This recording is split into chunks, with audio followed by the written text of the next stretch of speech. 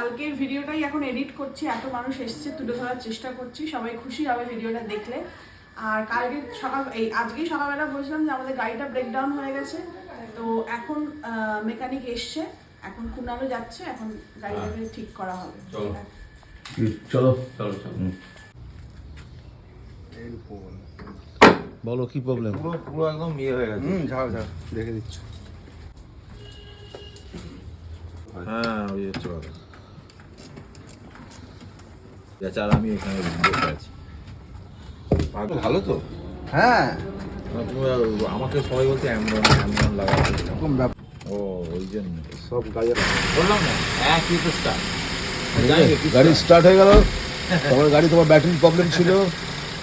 বাবা কালকে না আমরা খুব মন খারাপ নিয়ে কালকে এক্সিবিশনে গেছি।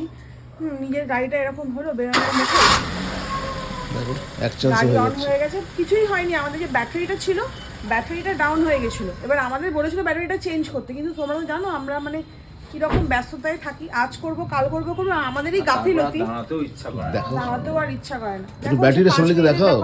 করলো হয়ে হয়ে গেছে। গেছে না হয়ে গেছে চলো। চলো এবার মনটা খুশি এবার লাগে। লক হচ্ছে, তখন লক হচ্ছিল।